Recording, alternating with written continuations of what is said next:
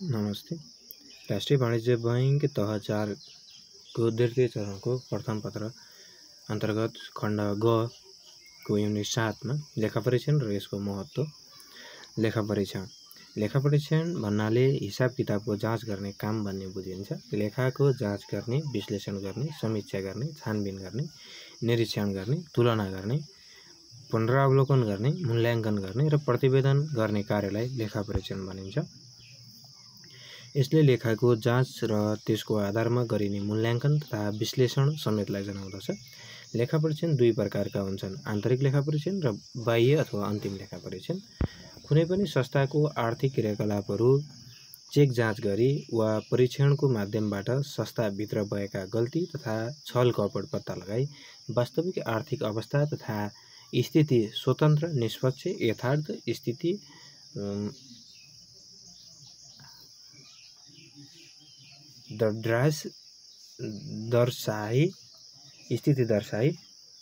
दर्शाई सरकारहरूलाई संस्थाको लेखा प्रक्रियाप्रति विश्वसनीय गराउने उद्देश्यले लेखा परीक्षण विभिन्न सिद्धान्त र मान्यताहरू अनुसरण गरी आफ्नो विचार प्रस्तुत गर्ने कार्य तथा प्रणालीलाई बुझिन्छ। लेखा परीक्षणका आधारभूत सिद्धान्तहरू: योजना बनाउनु। योजना इमानदारिता, निष्पक्षता, गोप्यता, प्रमाण, सतर्कता, पेशागत दक्षता, वैधानिकता, कार्यपत्र तयारी, आन्तरिक नियन्त्रण र प्रतिवेदन यिनी लेखा परीक्षणका आधारभूत सिद्धान्तहरू हुन्। त्यसैगरी लेखा परीक्षणको उद्देश्य तथा महत्त्वहरू: संस्थाप्रति जनविश्वास सिर्जना गर्नु यसको महत्त्व हो भने, सार्वजनिक जवाफदेहिता र पारदर्शिता प्रवर्धन गर्नु, स्रोत परिचालनमा मितव्ययिता ल्याउनु, कार्यदक्षता र प्रभावकारिता बढाउन मद्दत गर्नु, व्यवस्थापनलाई आर्थिक पक्षहरूको यथार्थ जानकारी दिनु, हर हिसाबलाई शुद्ध एवं नियमित राख्न मद्दत गर्नु, लेखाको शुद्धता जाँच गर्नु,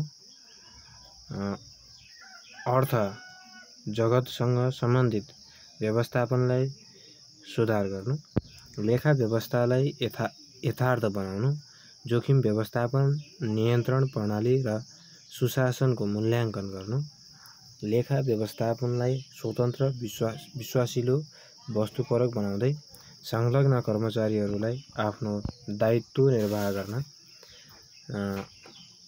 प्रेरित गर्नु। त्यसैगरी जालसाजी पत्ता लगाई रोकथाममा सहयोग पुर्याउनु यसका महत्त्व तथा आवश्यकताहरू भए भने, लेखा परीक्षणका विधिहरूमा निरन्तर लेखा परीक्षण, आवधिक लेखा परीक्षण, अन्तरिम लेखा परीक्षण, आंशिक लेखा परीक्षण, कर लेखा परीक्षण, नगद लेखा परीक्षण, लागत लेखा परीक्षण र व्यवस्थापन लेखा परीक्षणका प्रकारहरू परे। त्यसैगरी वित्तीय लेखा परीक्षण मौद्रिक कारोबारको लेखाङ्कन तथा तत्सम्बन्धी विवरणहरूको परीक्षण गर्ने कार्यलाई वित्तीय लेखा परीक्षण भनिन्छ।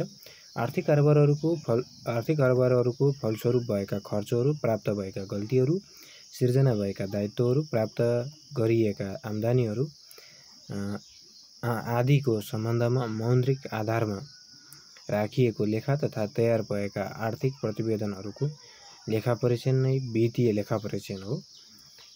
कच्चा स्वरूपको वित्तीय लेखा परीक्षण पहिचान समयबाट सुरु भए तापनि आधुनिक किसिमको लेखा परीक्षण 18औं शताब्दीमा भएको औद्योगिक क्रान्तिको फलस्वरूप सुरु भएको पाइन्छ। वित्तीय लेखा परीक्षणलाई वैधानिक र आन्तरिक गरी दुई प्रकारमा विभाजन गर्न सकिन्छ। एकमा छ वैधानिक लेखा परीक्षण। कानुन वा नियम अन्तर्गत गरिने लेखा परीक्षणलाई वैधानिक लेखा परीक्षण भनिन्छ। वैधानिक लेखा परीक्षणलाई स्वतन्त्र वा बाह्य अन्तरिम लेखा परीक्षण पनि भन्ने गरिन्छ। त्यसैगरी खमा छ आन्तरिक लेखा परीक्षण। आफ्ना क्रियाकलापहरूको लेखाजोखाका लागि आर्थिक कारोबारहरूको स्वतन्त्र रूपमा समीक्षा गरी कमी कमजोरीहरूमाथि तत्काल सुधार गर्न व्यवस्थापन भित्रबाट स्थापना गरिएको प्रणाली नै आन्तरिक लेखा प्रणाली भनिन्छ। सङ्गठनभित्रकै कर्मचारीहरूद्वारा आर्थिक क्रियाकलापहरूको विस्तृत रूपमा जानकारी, आलोचना, सुझाव, सुधारको पहल गर्ने कार्यलाई आन्तरिक लेखापरीक्षण भनिन्छ। त्यसै अर्को छ कार्यमूलक लेखापरीक्षण। सामान्य औपचारिकताभन्दा कामको प्रतिफल र उपलब्धिलाई जोड दिए र महत्त्व दिएर गरिने लेखापरीक्षणलाई कार्यमूलक लेखापरीक्षण भनिन्छ। कार्यालयलाई प्राप्त स्रोत साधनको प्रयोगबाट अति उपयुक्त उपलब्धि भए नभएको सम्बन्धमा समालोचना गरी सुधारको स्वरूप सुझाव दिने उद्देश्यले कार्यमूलक लेखापरीक्षण गर्ने गरिन्छ। कार्यमूलक लेखापरीक्षण देखाएका सबै वा कुनै एक पक्षबाट पनि गर्न सकिन्छ। त्यसैगरी अर्को छ यसको मितव्ययिता, कार्यदक्षता, प्रभावकारिता वृद्धि गर्ने कामहरू गर्छ। त्यसैगरी अर्को टपिक छ लेखापरीक्षण प्रतिवेदनका विशेषताहरू।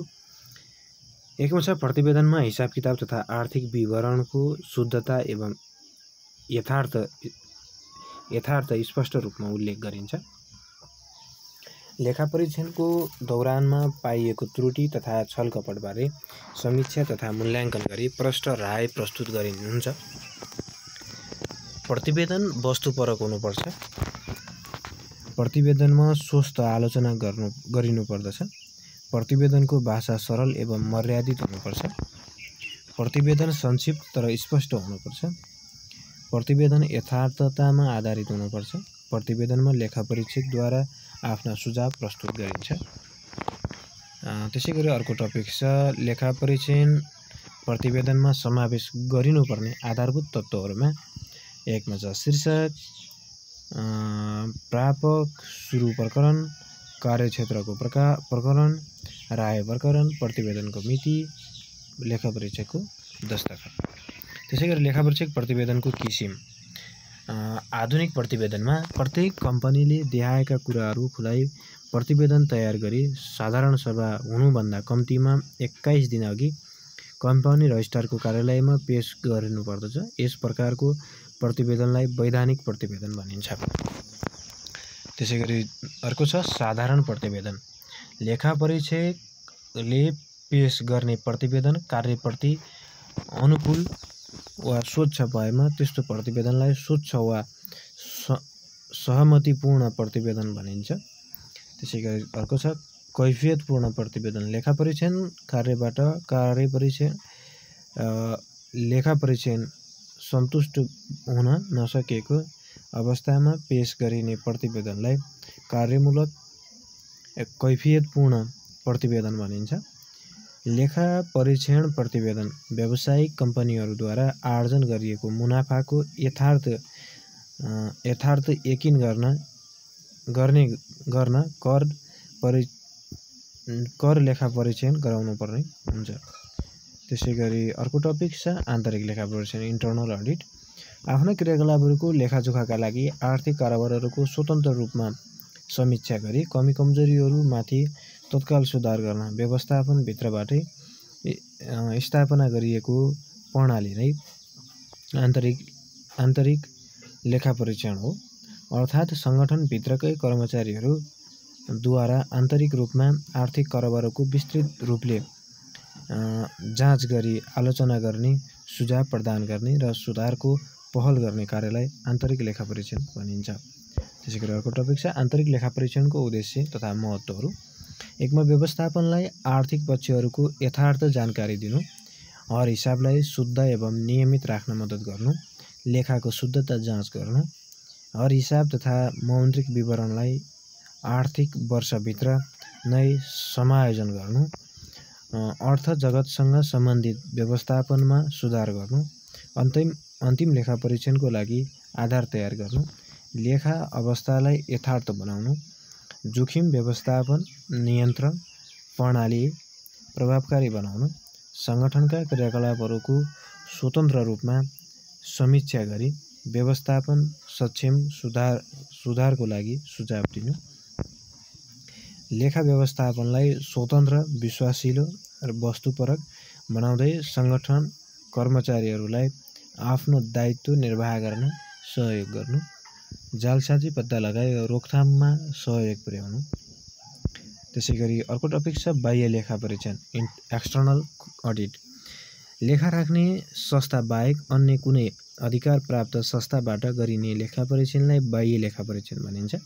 यस्तो लेखापरीक्षणमा लेखा राख्ने संस्थाका कर्मचारीहरूले परीक्षण गर्न पाउँदैनन्। सार्वजनिक जवाफदेहिताको निर्वाहको लागि स्वतन्त्र र शक्तिशाली निकायबाट गरिने लेखापरीक्षण नै बाह्य अथवा अन्तिम लेखापरीक्षण हो। सबै सरकारी आर्थिक कारोबारहरूको नियमित मितव्ययिता, दक्षता, प्रभावकारिता र औचित्यसहित विचार गरी कारोबार र